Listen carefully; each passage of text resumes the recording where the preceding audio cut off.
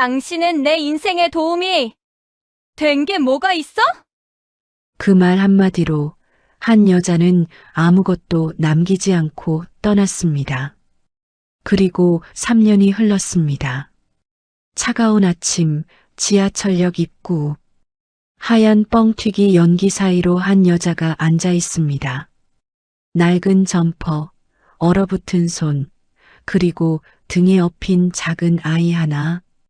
그 모습을 멀리서 바라보는 한 남자. 발걸음을 떼지 못한 채 그 자리에 서 있습니다.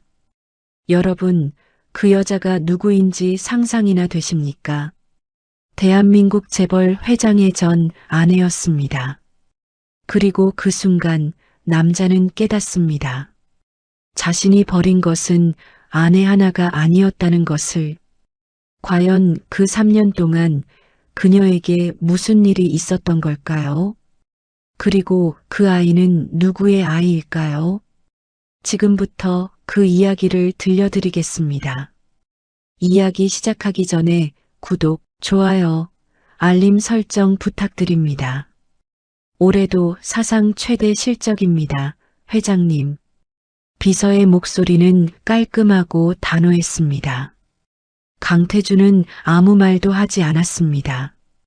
그저 통유리 너머 서울의 야경을 내려다볼 뿐이었습니다. 서울 도심 51층 강태준 그룹 본사 회장 집무실입니다. 이 도시에서 가장 높은 곳 중 하나에 위치한 이 방은 오늘 밤도 완벽하게 정돈되어 있었습니다.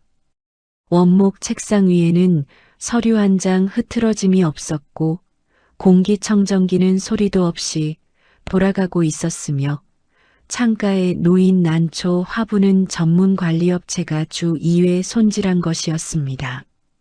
모든 것이 완벽했습니다. 지나칠 만큼. 강태준은 천천히 창가로 걸어갔습니다. 그의 구두굽이 대리석 바닥을 두드리는 소리가 조용한 집무실에 낮게 울렸습니다. 창밖으로는 수백만 개의 불빛이 반짝이고 있었습니다. 누군가의 저녁이 저 빛 안에 있었고 누군가의 웃음이 저 빛 안에 있었으며 누군가의 따뜻한 밥상이 저 빛 안에 있었습니다. 그는 그 모든 불빛을 내려다보았지만 어느 빛 하나도 자신의 것이라는 느낌이 들지 않았습니다. 여러분, 살다 보면 이런 날 있지 않습니까? 모든 걸 다 가진 것 같은데 정작 손을 뻗으면 아무것도 잡히지 않는 것 같은 그런 밤 말입니다. 올해 강태준 그룹의 연간 매출은 전년 대비 23% 성장했습니다. 계열사 수만 18개, 임직원 수 4만 2천 명, 제게 서열 5손가락 안에 드는 그룹의 수장. 강태준이라는 이름 석자는 그 자체로 하나의 브랜드였고 그 이름이 언론에 오르내리지 않는 날이 없었습니다. 그러나 오늘 이 51층 집무실 안에서 그 이름은 그저 텅 빈 호칭에 불과했습니다. 비서 이현수가 조용히 한 걸음 물러섰습니다. 그는 8년째 강태준의 곁을 지켜온 사람이었습니다. 회장의 커피 온도를 알고 회장의 침묵의 종류를 구별할 줄 알았으며 오늘 같은 날에는 아무 말도 하지 않는 것이 최선이라는 것을 오랜 경험으로 알고 있었습니다. 오늘은 회장의 생일이었습니다. 케이크는 오후 5시에 도착했습니다. 회사 총무팀에서 매년 빠짐없이 준비하는 것이었습니다. 작은 케이크 위에는 초가 하나 꽂혀 있었고 케이크 상자 안쪽 뚜껑에는 직원들의 서명이 가득했습니다. 정성스러운 손길이었습니다. 그러나 강태준은 그 케이크 상자를 열어보지도 않았습니다. 퇴근 시간이 지나고 집무실의 불이 하나둘 꺼져나갔습니다. 비서도 경호원도 수행팀도 모두 물러났습니다. 51층에는 오직 강태준 혼자만이 남았습니다. 그가 혼자 케이크 상자를 열었을 때는 밤 10시가 넘어서였습니다. 초에 불을 붙이는 손이 미세하게 흔들렸습니다. 작은 불꽃 하나가 고요한 어둠 속에서 타올랐습니다. 강태준은 그 불꽃을 한참 바라보았습니다. 생일 축하 노래를 불러줄 사람도 없었고 소원을 빌어줄 사람도 없었습니다. 그는 소원을 빌지 않았습니다. 그냥 불었습니다. 불꽃은 허무하게 꺼졌고 희고 가느다란 연기 한 줄기가 천장을 향해 피어올랐다가 사라졌습니다. 인생사 참 알다가도 모를 일입니다. 저 많은 사람들의 생일 축하를 받을 수 있는 사람이 정작 자신의 생일날 저녁에는 이렇게 혼자 초를 끄고 있으니 말입니다. 강태준은 케이크를 먹지 않았습니다. 포크를 집어들었다가 다시 내려놓았습니다. 그 동작 하나에 지난 수십 년의 무게가 담겨 있는 것 같았습니다. 그는 자리에서 일어나 원목 책상의 오른쪽 서랍을 천천히 열었습니다. 서랍 안에는 중요한 서류들과 인감, 그리고 작은 메모 패드가 있었습니다. 그 아래 가장 깊숙한 곳에 봉투 하나가 있었습니다. 강태준의 손이 봉투 위에서 잠시 멈췄습니다. 손등에 굵은 혈관이 돋보였고 손마디마디의 거친 결이 세월을 증명하고 있었습니다. 한때 이 손으로 맨주먹을 쥐고 사업을 일궈냈고 이 손으로 계약서에 도장을 찍었으며 이 손으로 수많은 사람의 인생을 바꿔놓았습니다.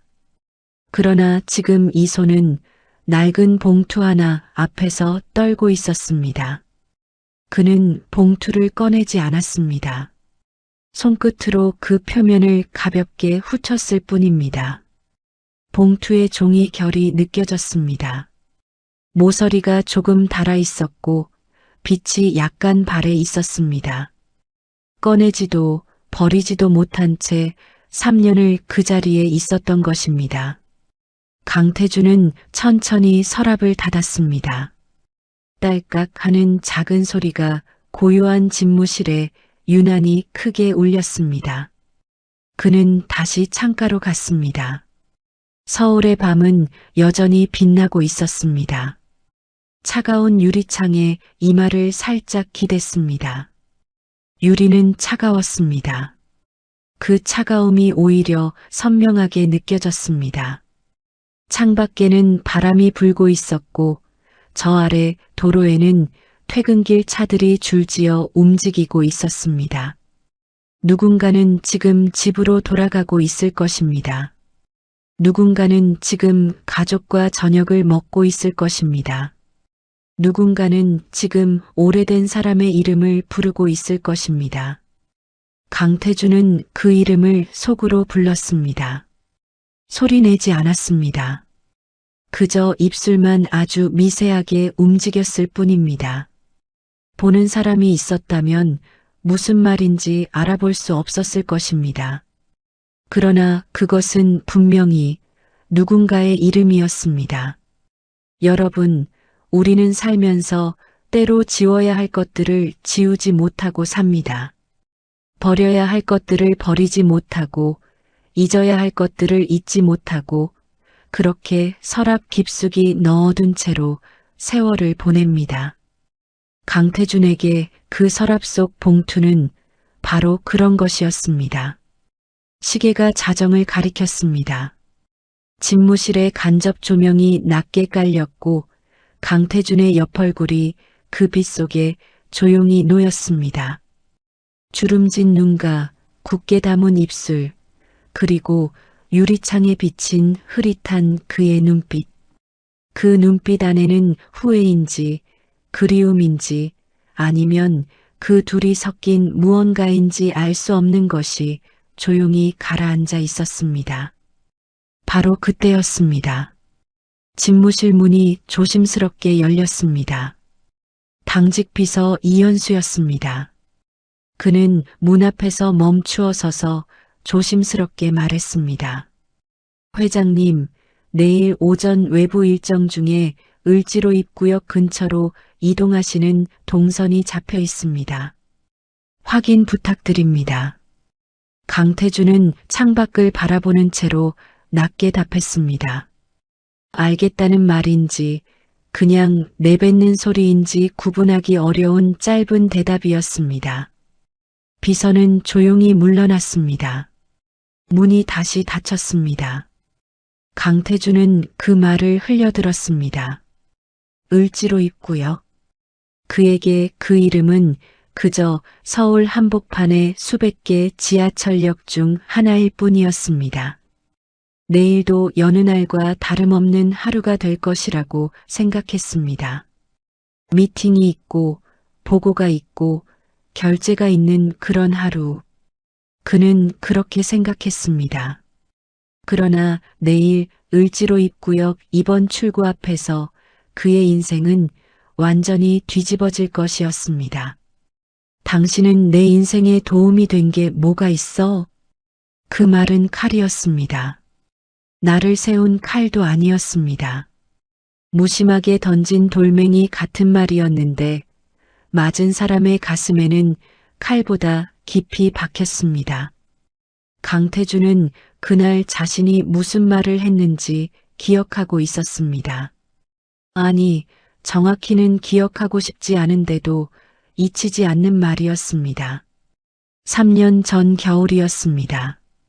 강태준 그룹은 창사 이래 최대의 위기를 맞고 있었습니다. 계열사 중 하나가 분식회계 혐의로 검찰 수사를 받기 시작했고 주가는 사흘 연속 하한가를 쳤으며 언론은 매일 그룹의 이름을 대문짝만하게 올렸습니다. 강태준은 그 시절 하루에 4시간도 잠을 자지 못했습니다. 눈은 충혈되어 있었고 식사는 거르기 일쑤였으며 집에 들어오는 날보다 집무실 소파에서 쪽잠을 자는 날이 더 많았습니다. 그날 밤도 마찬가지였습니다. 자정이 넘어 귀가한 강태준의 얼굴은 잿빛이었습니다. 현관에서 구두를 벗는 손이 무거웠습니다. 거실에는 불이 켜져 있었고 오연수가 소파에 앉아 있었습니다. 그녀는 잠을 자지 않고 기다리고 있었습니다. 30년 동안 그래왔던 것처럼 식탁 위에는 국이 담긴 냄비가 올려져 있었습니다. 식어 있었지만 뚜껑은 덮여 있었습니다. 오연수는 매일 밤 이렇게 했습니다. 몇 시에 들어올지 몰라도 들어오면 따뜻하게 데워줄 수 있도록 뚜껑을 덮어두었습니다. 30년 동안 단 한 번도 거르지 않은 일이었습니다. 그날 밤 강태준은 식탁에 앉지 않았습니다. 가방을 던지듯 소파에 내려놓으며 넥타이를 잡아당겼습니다. 오연수가 조용히 다가와 말했습니다. 밥은요? 뭐라도 좀 먹어야지. 강태준은 대답하지 않았습니다. 오연수가 주방으로 가서 냄비를 불 위에 올리는 소리가 들렸습니다. 가스불이 켜지는 소리, 국자가 냄비 안을 젓는 소리. 그 소리들이 조용한 집안에 낮게 울렸습니다. 평범한 소리들이었습니다. 그러나 그날 밤에 강태준에게 그 소리들은 어떤 이유에서인지 참을 수 없이 느껴졌습니다. 여러분, 사람이 극도로 지쳐 있을 때는 가장 가까운 사람에게 상처를 주게 되어 있습니다. 그것이 인간의 가장 못난 모습이라는 걸 우리는 모두 알고 있습니다. 그러나 알면서도 막지 못하는 것이 또 인간이기도 합니다. 오연수가 국그릇을 들고 식탁으로 오면서 말했습니다. 태준 씨, 요즘 너무 무리하는 거 아니에요. 얼굴이. 강태준이 그 말을 잘랐습니다. 차갑고 낮은 목소리였습니다. 당신은 내 인생에 도움이 된 게 뭐가 있어? 집안이 조용해졌습니다.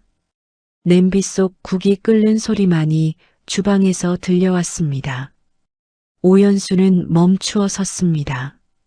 국그릇을 식탁 위에 내려놓는 그 짧은 동작이 몹시 천천히 이루어졌습니다. 그릇이 식탁에 닿는 소리가 작게 울렸습니다.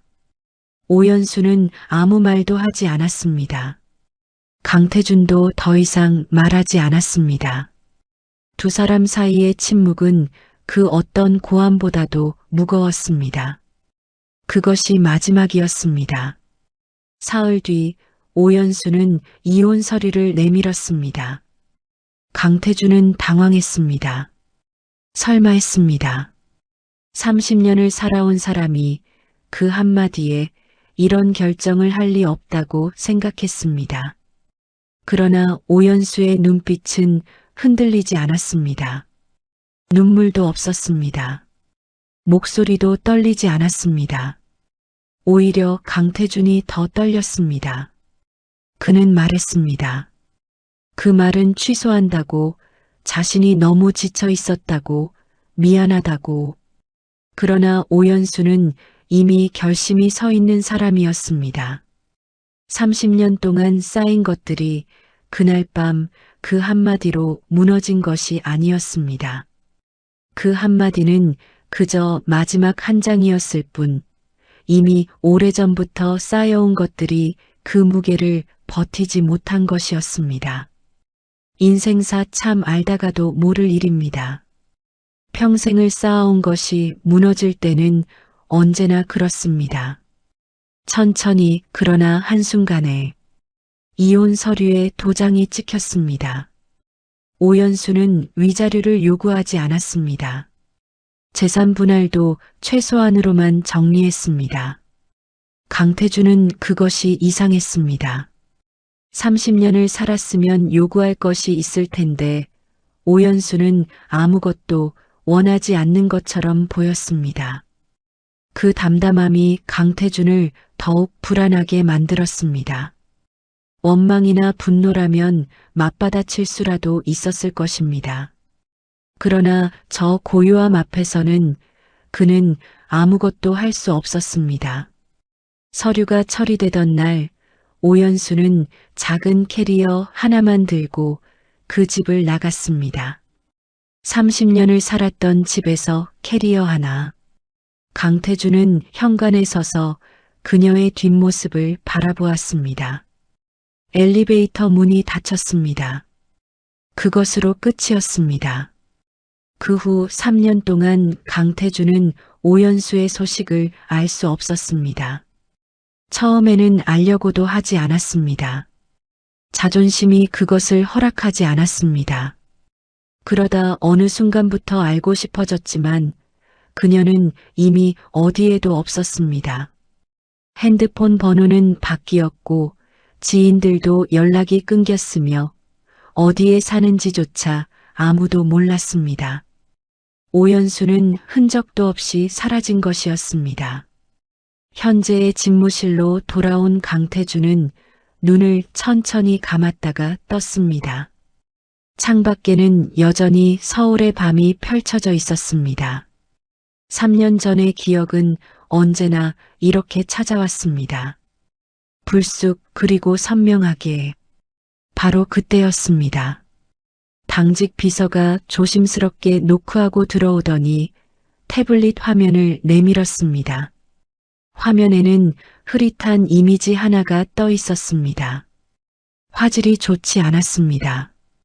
아마도 거리의 CCTV나 누군가의 핸드폰 카메라로 찍힌 것 같았습니다. 비서가 조용히 말했습니다. 회장님, 죄송합니다. 지인분께서 우연히 보내온 사진인데 혹시 아시는 분인지. 강태준은 화면을 들여다보았습니다. 흐릿한 화면 속 지하철역 입구 앞에 쪼그려 앉은 여자의 옆모습이었습니다. 등에는 무언가를 업고 있었습니다. 화질이 너무 나빠 얼굴은 제대로 보이지 않았습니다. 그런데 강태준의 손이 미세하게 떨리기 시작했습니다. 회장님, 차 대기 중입니다. 수행기사의 목소리가 이어폰 너머로 들려왔습니다. 강태준은 대답하지 않았습니다. 그는 지금 차 안에 있지 않았습니다. 을지로 입구역 2번 출구에서 불과 10걸음 떨어진 곳에 그는 그냥 서 있었습니다. 아침 8시 30분이었습니다. 출근길 인파가 지하철 계단을 쏟아져 나오고 있었습니다. 사람들은 저마다 고개를 숙인 채 걸었습니다. 스마트폰을 들여다보는 사람, 이어폰을 꽂은 사람, 종종 걸음으로 횡단보도를 건너는 사람들. 누구도 옆을 보지 않았고 누구도 멈추지 않았습니다. 도시의 아침은 언제나 이렇게 무심하게 흘러갔습니다. 찬 바람이 불었습니다. 12월의 을지로는 칼바람이 건물 사이를 타고 내려오는 곳이었습니다. 강태준의 코트깃이 바람에 살짝 들렸습니다. 그는 코트깃을 여미지 않았습니다. 추위를 느끼지 못하는 것처럼 보였습니다. 그의 시선은 한 곳에 고정되어 있었습니다.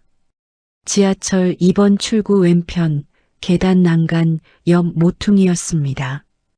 그곳에 낡은 뻥튀기 기계가 놓여 있었습니다. 기계는 오래된 것이었습니다.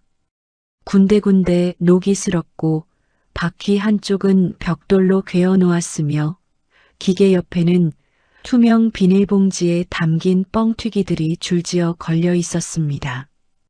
기계에서는 하얀 연기가 조용히 피어오르고 있었습니다.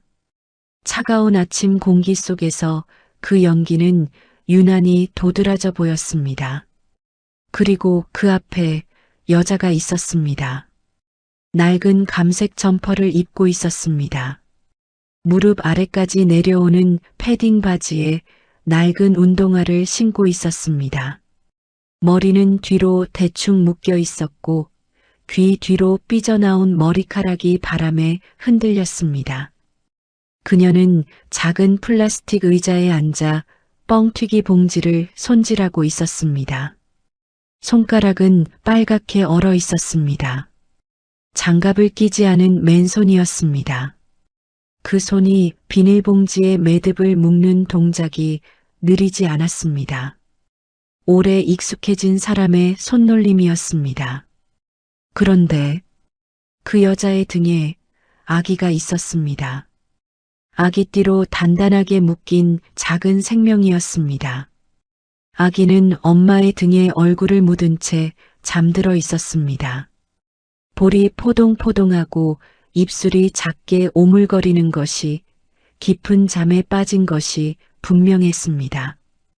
엄마의 등에서 피어오르는 온기 때문인지 아기의 뺨에는 열꽃처럼 붉은 기운이 돌았습니다. 아기의 작은 손이 엄마의 점퍼 등판을 꼭 쥐고 있었습니다. 자면서도 놓지 않는 손이었습니다. 강태준은 그 장면을 보는 순간 숨이 멎었습니다. 세상이 멈춘 것 같았습니다. 출근길 인파의 발걸음 소리도 지하철 역사 안에서 울려 퍼지는 안내 방송도 거리를 지나는 차 소리도 전부 한꺼번에 사라지는 것 같았습니다. 강태준의 귀에는 오직 한 가지 소리만 들렸습니다. 뻥튀기 기계에서 곡식이 튀겨지는 낮고 묵직한 소리, 그리고 그 소리 사이로 잠든 아기의 고른 숨소리, 여자의 옆얼굴이 보였습니다. 찬바람에 뺨이 빨갛게 물들어 있었습니다. 눈가에 잔주름이 생겼습니다. 예전보다 야위었습니다. 머리카락도 예전보다 많이 상해 있었습니다. 그러나 그 윤곽은, 그 콧날에서는, 그 인매의 모양은 강태준이 30년 동안 보아온 것과 조금도 다르지 않았습니다. 오연수였습니다. 강태준 그룹 회장 강태준의 전 아내. 위자료도 받지 않고 사라진 여자.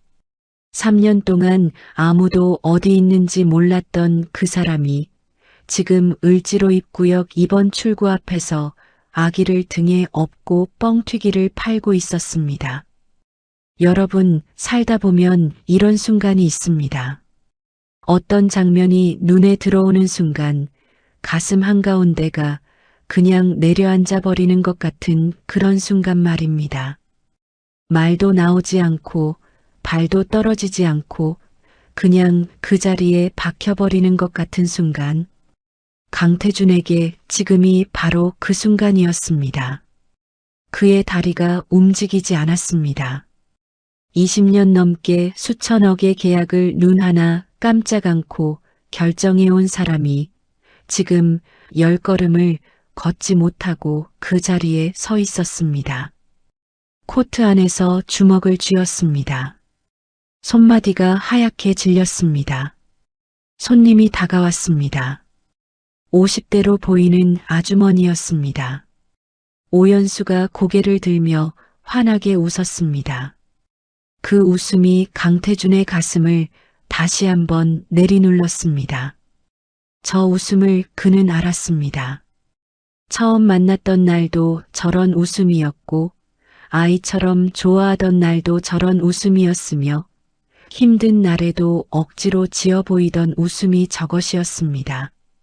지금 그 웃음이 뻥튀기 봉지를 건네는 손짓과 함께 나오고 있었습니다. 오연수는 뻥튀기 값을 받으며 고맙다는 말을 했습니다. 손님이 떠났습니다. 오연수는 다시 시선을 아래로 내리깔고 다음 봉지를 정리하기 시작했습니다. 등에 업힌 아기가 미세하게 꿈틀거렸습니다. 오연수는 말하지 않았습니다. 그냥 몸을 살짝 좌우로 흔들었습니다. 자연스럽고 본능적인 동작이었습니다. 아기는 다시 잠잠해졌습니다. 강태준은 그 모습을 바라보다가 눈을 감았습니다. 눈꺼풀 안쪽이 뜨거워졌습니다. 그는 67년 인생에서 남들 앞에서 운 적이 없었습니다. 아버지 장례식에서도 회사가 무너질 뻔했던 날 밤에도 이혼 서류에 도장이 찍히던 날에도 울지 않았습니다.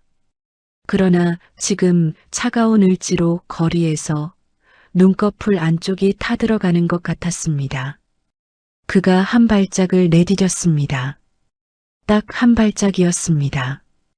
구두굽이 차가운 보도블록을 밟는 소리가 났습니다. 그 소리에 오연수가 고개를 들었습니다. 두 사람의 눈이 마주쳤습니다. 강태준은 숨을 참았습니다. 심장이 갈비뼈 안에서 세게 두드렸습니다. 오연수의 눈이 그를 향해 있었습니다. 분명히 그를 보고 있었습니다. 강태준은 그 눈빛에서 무언가를 기다렸습니다. 놀라움이든 반가움이든 분노든 무엇이든 나와야 했습니다. 30년을 살았던 사람과의 눈맞춤이었으니까요. 그런데 오연수의 눈빛에는 아무것도 없었습니다. 그것은 냉담함이 아니었습니다. 원망도 아니었습니다. 무시도 아니었습니다. 그것은 완전한 공백이었습니다. 마치 처음 보는 행인을 바라보듯 아무런 감정도 담기지 않은 눈빛이었습니다. 살면서 그 눈빛이 얼마나 많은 온기를 담고 있었는지를 알기에 지금의 그 공백이 강태준에게는 더욱 잔인하게 느껴졌습니다. 오연수는 천천히 고개를 돌렸습니다. 강태준에게서 시선을 거두고 다시 손 안의 뻥튀기 봉지로 시선을 내렸습니다. 아무 일도 없었다는 듯이, 처음부터 아무도 없었다는 듯이 강태준은 그 자리에 못 박혔습니다. 가슴 어딘가가 소리 없이 무너지는 것이 느껴졌습니다. 저 눈빛은 무엇인가? 3년이라는 시간이 저 눈빛을 만든 것인가? 아니면 저 눈빛 뒤에는 그가 아직 모르는 무언가가 있는 것인가? 오연수는 정말로 그를 알아보지 못한 것인가? 아니면 알면서도 모른 척하는 것인가?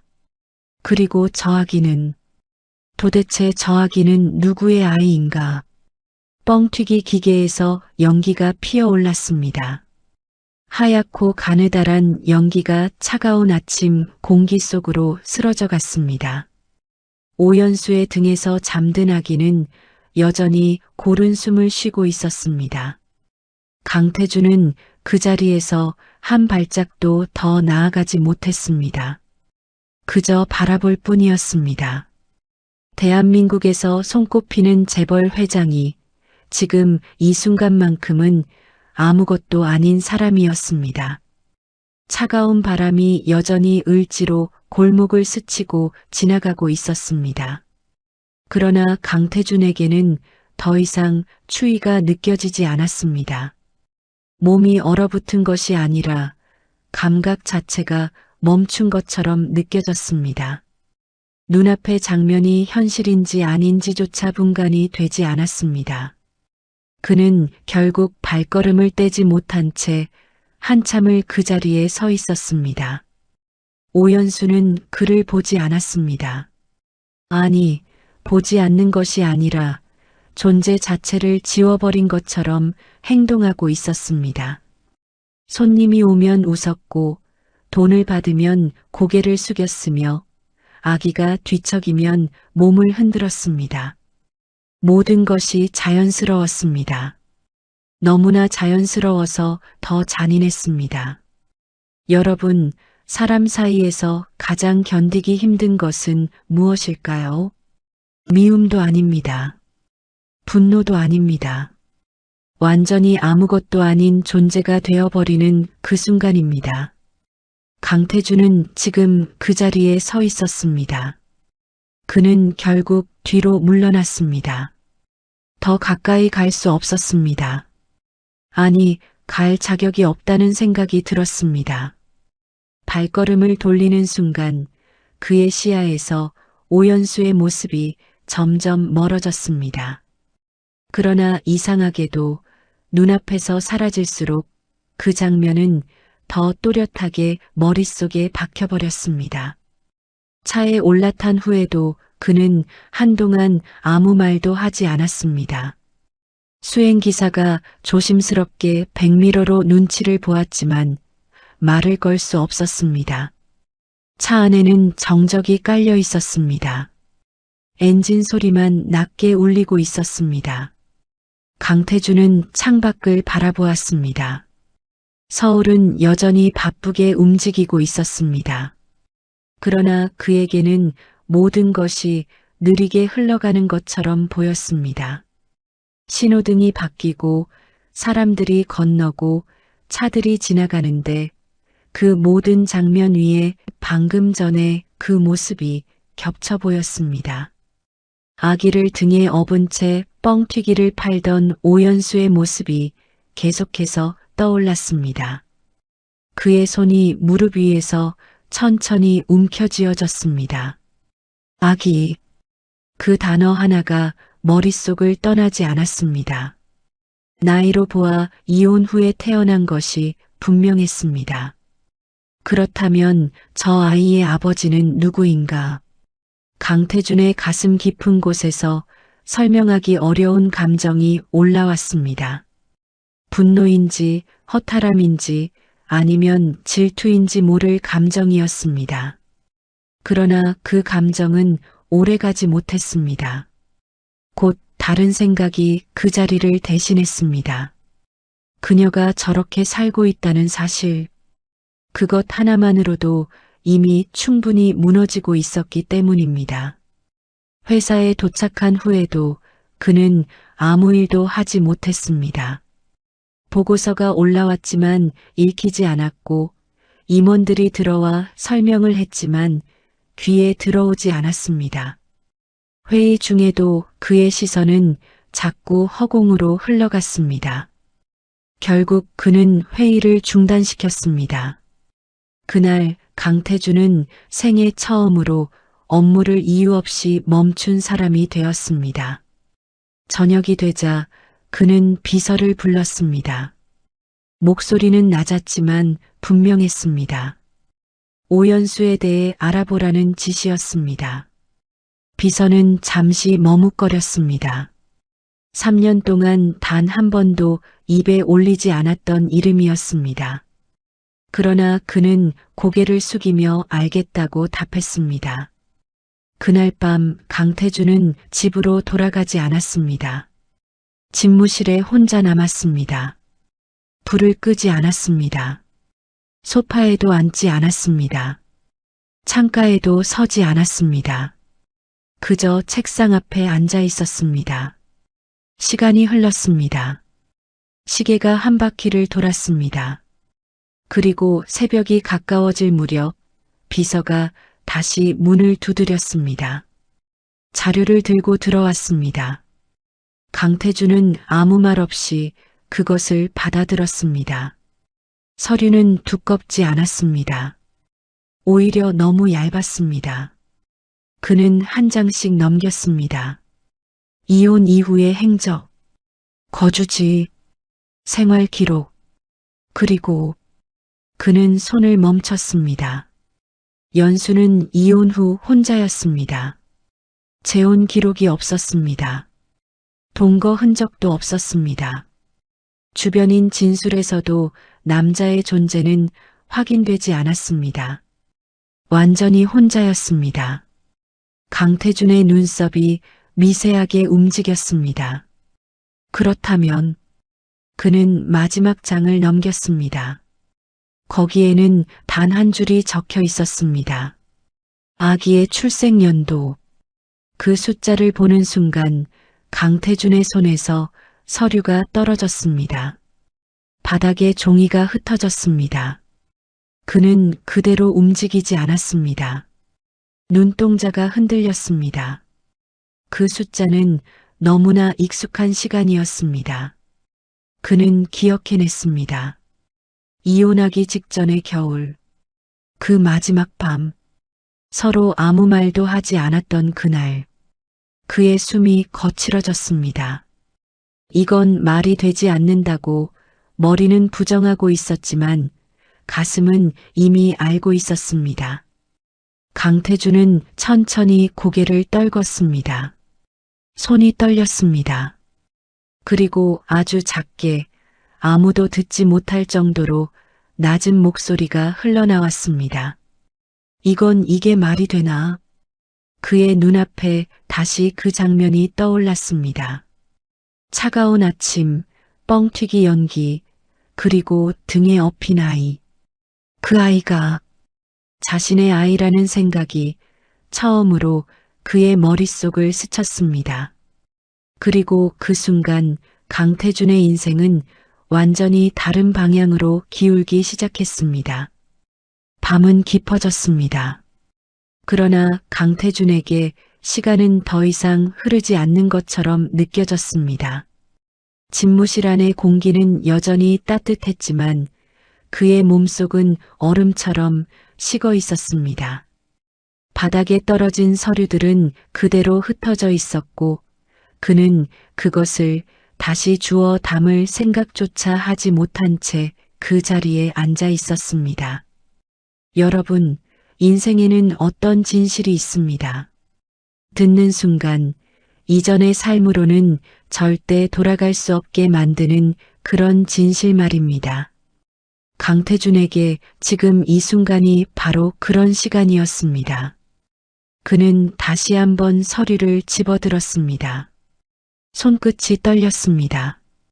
종이의 가장자리가 미세하게 흔들렸습니다. 눈으로는 글자를 읽고 있었지만 머릿속에서는 이미 모든 것이 연결되고 있었습니다. 이혼 직전의 겨울, 오연수의 침묵, 아무것도 요구하지 않았던 이유, 그리고 지금 그 아이의 나이까지 퍼즐 조각이 하나씩 맞춰지고 있었습니다. 그는 천천히 눈을 감았습니다. 그리고 기억이 올라왔습니다. 그날 밤의 공기, 식어있던 집안, 아무 말도 하지 않던 오연수의 얼굴, 그리고 마지막으로 함께 있었던 그 밤. 말은 거의 없었지만 그날의 정적과 체온만큼은 너무나 선명하게 떠올랐습니다. 그는 그 기억을 애써 밀어내려 했습니다. 그러나 이번에는 밀려나지 않았습니다. 그날 이후 그녀는 아무 말도 하지 않았습니다. 그리고 사라졌습니다. 강태준의 가슴 깊은 곳에서 무언가가 무너져 내렸습니다. 단순한 후회가 아니었습니다. 단순한 미안함도 아니었습니다. 그것은 훨씬 더 무겁고 훨씬 더 깊은 것이었습니다. 그는 천천히 몸을 앞으로 숙였습니다. 두 손으로 얼굴을 감쌌습니다. 손바닥 안쪽이 뜨거워졌습니다. 그리고 그 순간 그에게서 처음으로 소리가 새어나왔습니다. 아무도 없는 집무실에서 그 거대한 공간 한가운데서 그는 소리를 죽이지 못했습니다. 짧고 거칠게 끊어지는 숨소리. 그것이 점점 무너져 내리는 소리로 바뀌었습니다. 그는 울고 있었습니다.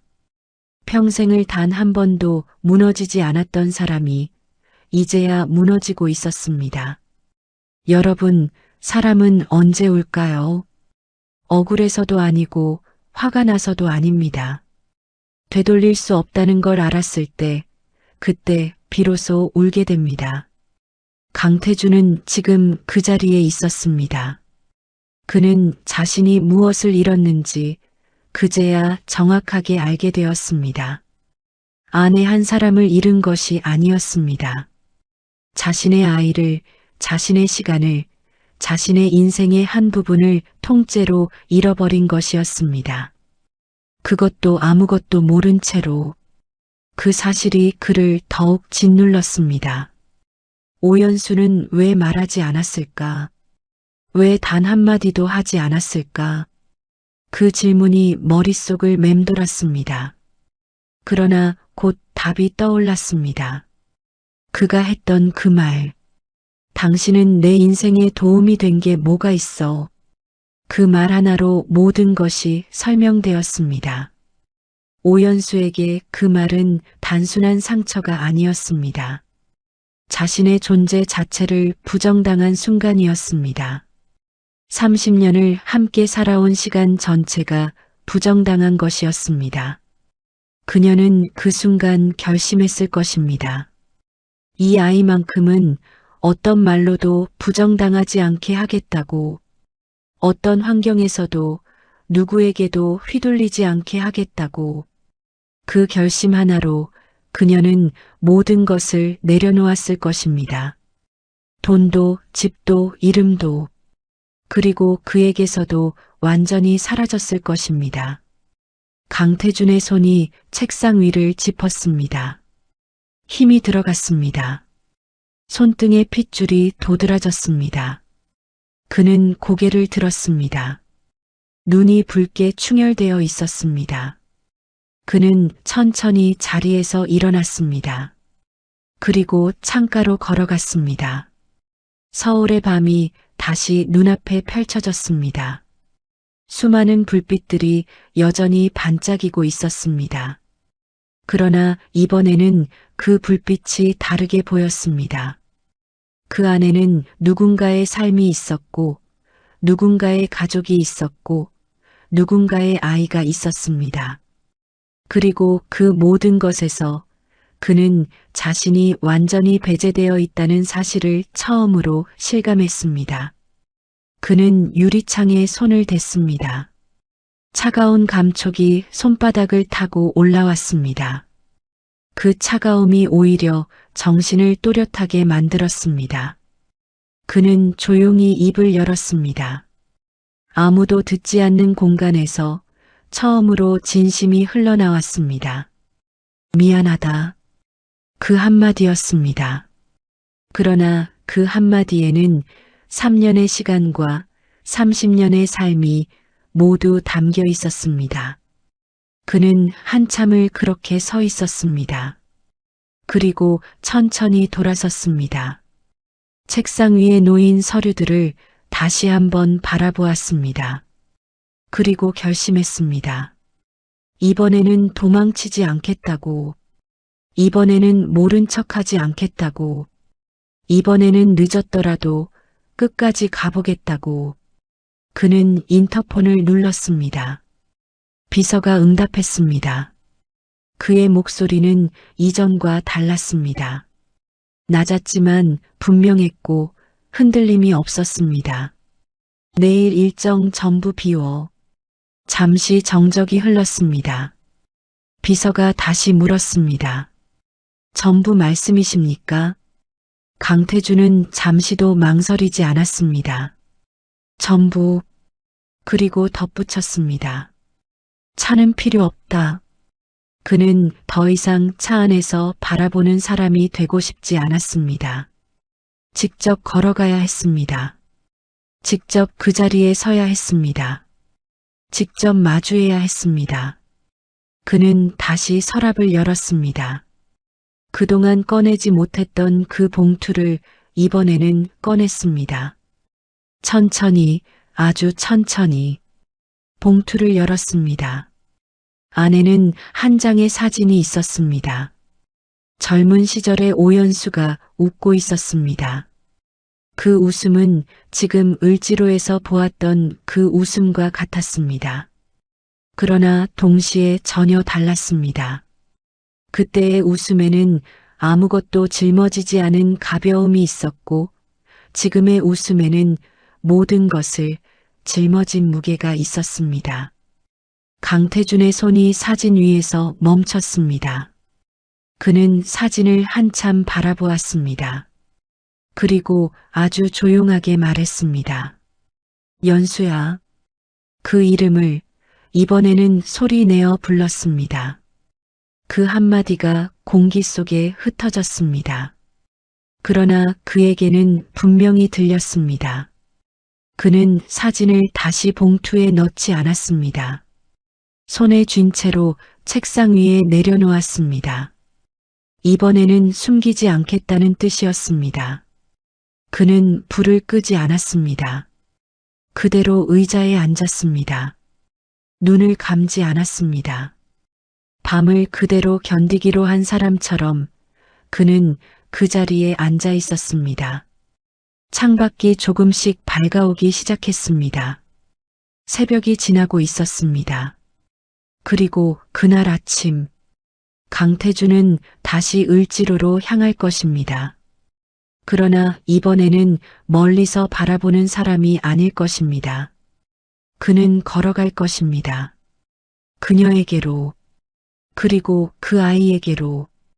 그러나 그가 다가간다고 해서 모든 것이 돌아오는 것은 아닐 것입니다. 어쩌면 그는 또다시 거절당할지도 모릅니다. 어쩌면 그녀는 끝까지 그를 외면할지도 모릅니다.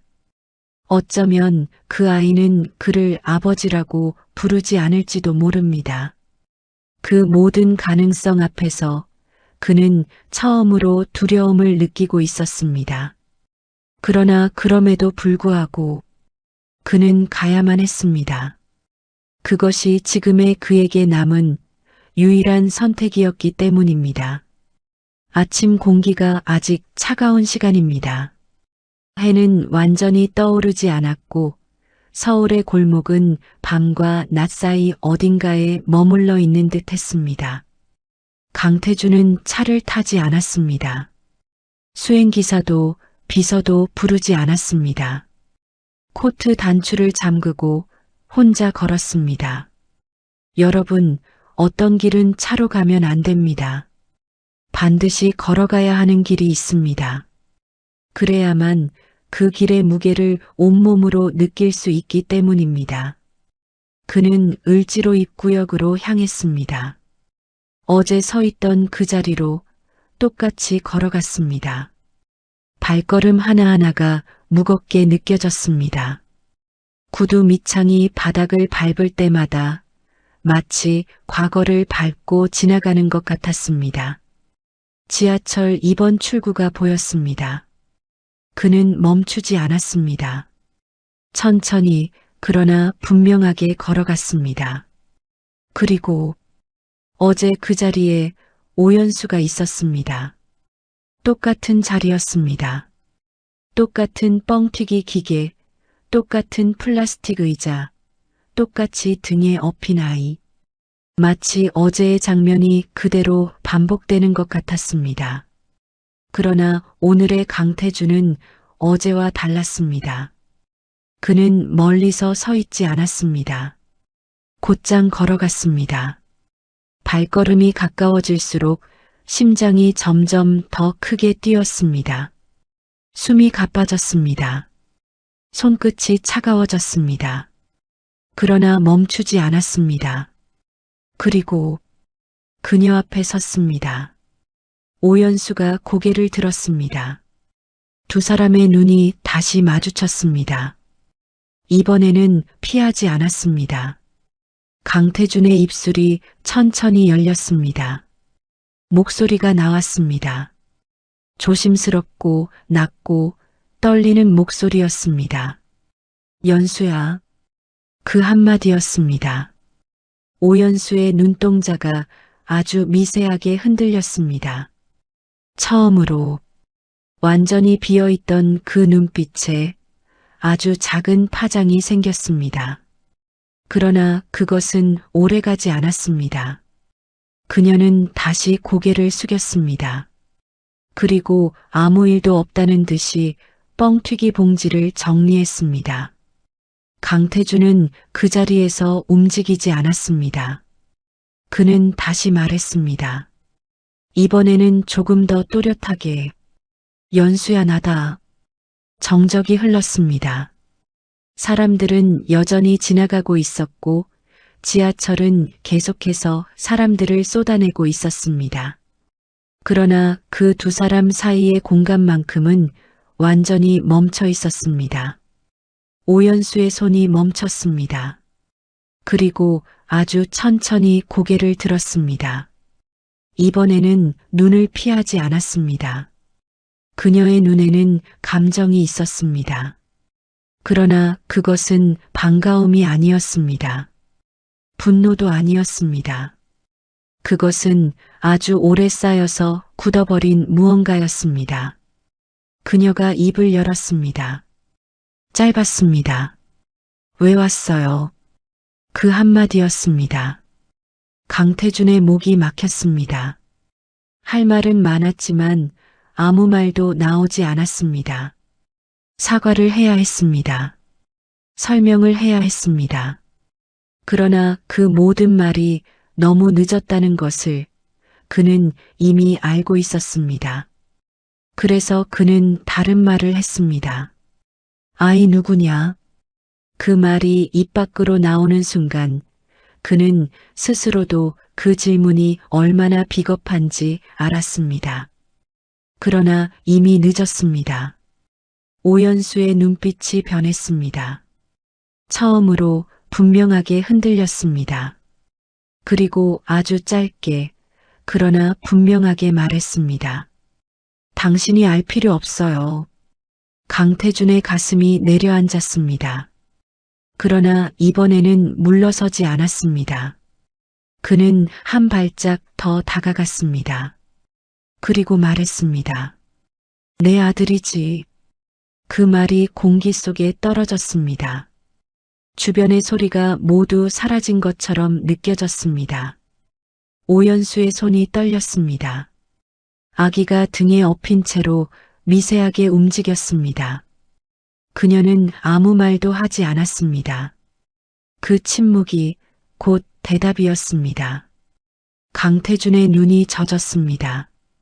그러나 이번에는 고개를 숙이지 않았습니다. 그는 계속 서 있었습니다. 그리고 천천히 말했습니다. 미안하다.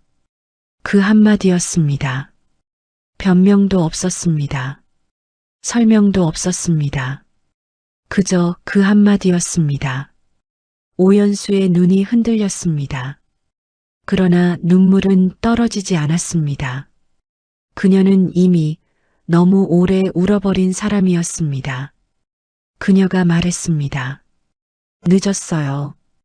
그 말은 조용했지만 분명했습니다.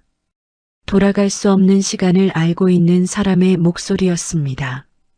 강태준은 고개를 끄덕였습니다. 알고 있었습니다. 이미 너무 늦었다는 것, 돌아갈 수 없다는 것, 다시 시작할 수 없다는 것. 그는 그것을 받아들였습니다. 그리고 마지막으로 말했습니다. 그래도 여기 있게 해줘라. 멀리서라도. 아무것도 안 바란다. 그 말에는 힘이 없었습니다. 그러나 진심이 있었습니다. 오연수는 한동안 아무 말도 하지 않았습니다. 그저 그를 바라보았습니다. 그리고 아주 천천히 고개를 돌렸습니다. 허락도 거절도 아니었습니다. 그러나 이번에는 완전히 외면하지는 않았습니다. 그것으로 충분했습니다. 강태준은 그 자리에서 한 발짝 물러났습니다. 그리고 더 이상 다가가지 않았습니다. 그는 그날 그 자리에 서 있었습니다. 손님들이 오고 갔고 시간이 흘렀고 해가 올라왔습니다. 그는 아무 말도 하지 않았습니다. 그저 그 자리에 있었습니다. 여러분, 인생은 때로 이렇게 끝이 납니다. 완벽한 용서도 없고 완벽한 화해도 없이. 그러나 그럼에도 불구하고 누군가의 곁에 남아있는 것. 그것이 어쩌면 우리가 할 수 있는 마지막 선택일지도 모릅니다. 강태준은 그날 이후로 매일 아침 그 자리에 갔습니다. 말을 걸지 않았습니다. 다가가지 않았습니다. 그저 그 자리에 서 있었습니다. 아이는 점점 자라났고 어느 날은 그를 한번 바라보았습니다. 그 눈빛은 아직 아무것도 몰랐습니다. 그러나 언젠가는 알게 될 것입니다. 그리고 그날이 오면 그때는 또 다른 이야기가 시작될 것입니다. 강태준은 더 이상 회장이라는 이름으로 살지 않았습니다. 그는 그냥 한 사람으로 그 자리에 서 있었습니다. 늦었지만 그래도 끝까지 남아있는 사람으로. 이 이야기는 여기서 끝입니다.